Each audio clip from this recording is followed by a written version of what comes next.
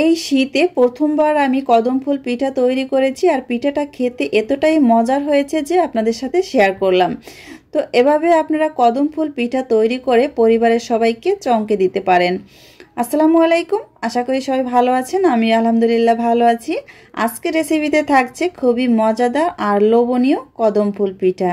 একদম কদম ফুলের মতো দেখতে পিঠাগুলি দেখুন, আর ভিতরটা খেজুরের গুড় আর নারকেলের পুরে ভরা।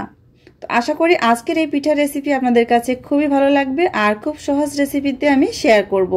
আর এই পিঠার রেসিপি আপনারা বেশি বেশি করে শেয়ার করবেন যাতে সবাই এই শীতে পিঠাটা তৈরি করে উপকৃত হতে পারে। তো একটি পিঠা আমি আপনাদেরকে কেটে দেখিয়ে দিচ্ছি, আর দেখলেই বুঝতে পারবেন পিঠাটা কতটা লোভনীয় হয়েছে। এই যে ভিতরের অংশটা দেখুন কতটা সুন্দর, খেজুরের গুড় আর নারকেলের পুরে ভরা। তো আজকের এই রেসিপি ভালো লাগলে ভিডিওটি লাইক দিবেন আর অবশ্যই আমার চ্যানেলটি সাবস্ক্রাইব করে নিয়মিত আমার চ্যানেলের পাশে থাকবেন। তো ভিউয়ার চলুন দেখে নেই পিঠাগুলি আমি কিভাবে তৈরি করেছি। আজকের পিঠাটা আমি রাইস কুকারে তৈরি করে দেখাবো। চুলায় গ্যাস থাকে না, এজন্য রাইস কুকারে তৈরি করে দেখিয়ে দিচ্ছি। প্রথমে এখানে রাইস কুকারের সুইচটা অন করে দিয়েছি। এরপরে দিয়ে দিলাম 1 কাপ খেজুরের গুড় আর হাফ কাপ পানি দিয়ে দিয়েছি। এরপরে দিলাম 3টি এলাচ একটু থেতো করে দিয়েছি, এতে করে খুব সুন্দর একটা ঘ্রাণ আসবে। আপনারা চাইলে কিন্তু এখানে এলাচের গুঁড়াটাও ব্যবহার করতে পারেন। কিছু সময় পরে কিন্তু গুড়টা গলে যাবে। এই যে গুড়টা কিন্তু সম্পূর্ণ গলে গিয়েছে। এরপরে আমি এর মধ্যে দিয়ে দিচ্ছি নারকেল কোড়া। এখানে 2 কাপ নারকেল কোড়া দিয়ে দেব। এখন এই গুড়ের সাথে নেড়েচেড়ে খুব ভালোভাবে মিক্স করে নিতে হবে।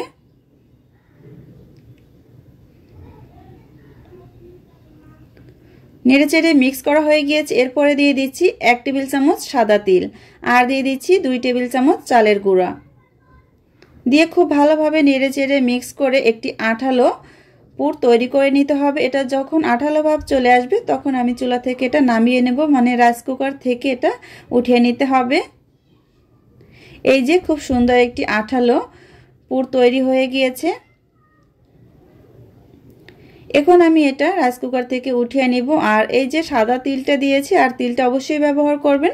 তিলটা দেওয়ার কারণে কিন্তু পিঠাগুলি খেতে দারুণ মজার হয়।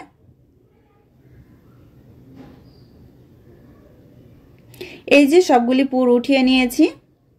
এখন আমি রাইস কুকারের ভিতরে দিয়ে দিচ্ছি 2 কাপ পানি, দিয়ে দিব স্বাদমতো লবণ। নেড়েচেড়ে লবণটা পানির সাথে মিক্স করে পানিটা বলক আসা পর্যন্ত অপেক্ষা করতে হবে। এখন ঢাকনা দিয়ে ঢেকে রাখবো। আর এখানে কিন্তু আমি পিঠার জন্য চালের গুঁড়োটা সেদ্ধ করব, এজন্য পানিটা আগে থেকেই দিয়ে দিয়েছি। রাইস কুকারের সুইচটা অন করে দিয়েছি। কিছুটা সময় পরে দেখতেই পাচ্ছেন পানিতে বলক চলে এসেছে। এখন এর ভিতরে দিয়ে দিব আমি 3 কাপ পরিমাণ চালের গুঁড়া।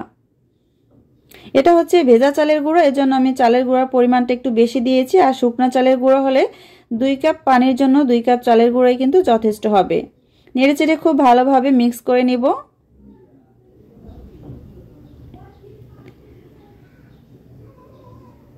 এ পর্যায়ে নেড়েচেড়ে খুব ভালোভাবে মিক্স করে দিয়েছি। এখন ঢাকনা দিয়ে ঢেকে এটাকে রেস্টে রেখে দিব 5 মিনিটের মতো। এই যে 5 মিনিট পরে আমি ঢাকনাটা খুলে নিব। এখন এই সিদ্ধ করা চালের গুঁড়োটা নামিয়ে নিতে হবে। আর দেখুন রাইস কুকারের সুইচটা কিন্তু উপরে উঠে গিয়েছে।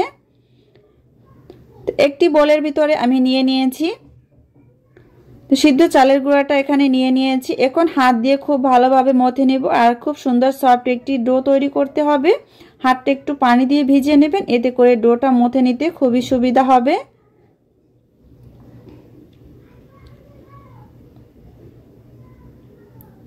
কিছুটা সময় নিয়ে ধৈর্য ধরে খুব ভালোভাবে আপনাকে এটা মথে নিতে হবে। আর হালকা কুসুম গরম অবস্থায় এটা মথে নেবেন, এতে করে পারফেক্ট ডো আপনি তৈরি করতে পারবেন। এই যে খুব সুন্দর একটি পারফেক্ট ডো তৈরি করে নিয়েছি। এখানে যে নারকেল আর খেজুরের গুড়ের পুরটা আমি রেডি করেছি, সেই পুরটা কিন্তু আমি আপনাদেরকে দেখিয়ে দিয়েছি। এখন আমি আপনাদেরকে পিঠাগুলি তৈরি করে দেখিয়ে দেব। আর এই ডো থেকে ছোট ছোট করে লিচি কেটে নিতে হবে। আপনি পিঠাটা বড় অথবা ছোট আকারে যেভাবে করবেন ওভাবে কিন্তু লিচিগুলি করে নিতে হবে।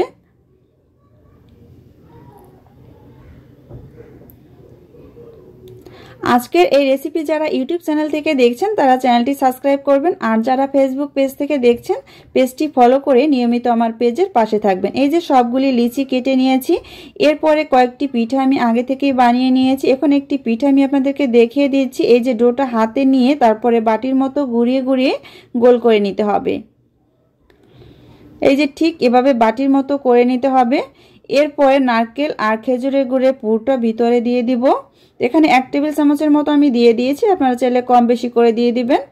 এরপরে খুব সুন্দরভাবে চারদিকে মুখটা বন্ধ করে দিব, দিয়ে হাত দিয়ে এভাবে চেপে চেপে এটাকে সমান করে দিয়ে তারপরে বলের মতো গোল করে নিব। এখন 2 হাত দিয়ে ঘুরিয়ে ঘুরিয়ে এভাবে বলের মতো করে নিতে হবে। তো পিঠাটা কিন্তু তৈরি করা খুবই সহজ, আপনাকে দেখেই বুঝে নিতে হবে। এই যে খুব সুন্দর একটি বলের শেপ হয়ে গিয়েছে, দেখতেই পাচ্ছেন। এভাবে করে আমি বাকি সবগুলি পিঠা তৈরি করে নিব। এই যে আরেকটি আমি আগে তৈরি করে নিয়েছি।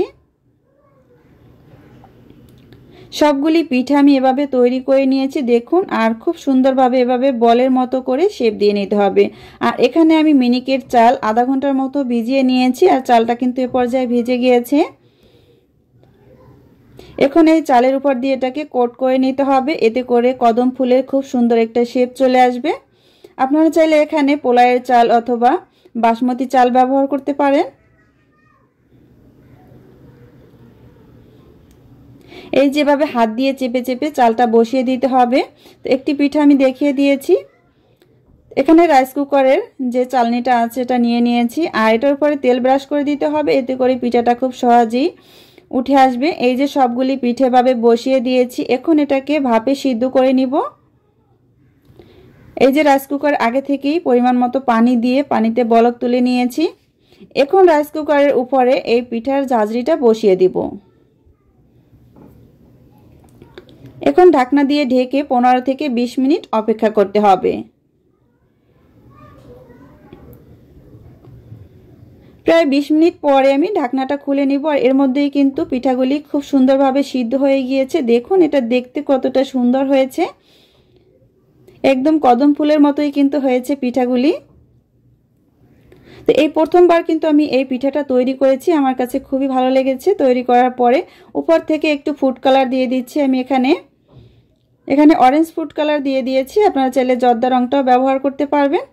তো দেখা সৌন্দর্যের জন্য কিন্তু আমি কালারটা দিয়ে দিয়েছি। এখন চুলা থেকে নামিয়ে নিয়েছি, মানে রাইস কুকার থেকে এটা নামিয়ে নিয়েছি, আর একটি সার্ভিং প্লেটে উঠিয়ে নিয়েছি। দেখুন খুব সহজেই তৈরি হয়ে গেল মজাদার কদম ফুল পিঠা।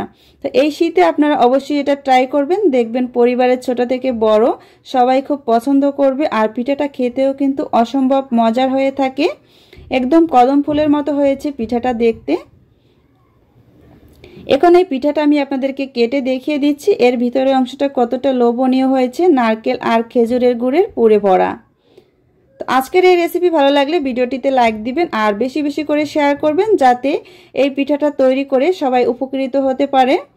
আজ এ পর্যন্তই, আবারও হাজির হব আপনাদের সাথে নতুন কোনো মজার মজার রেসিপি নিয়ে। সবাই ভালো থাকবেন, সুস্থ থাকবেন, সবার জন্য দোয়া ও শুভকামনা রইল। আল্লাহ হাফেজ।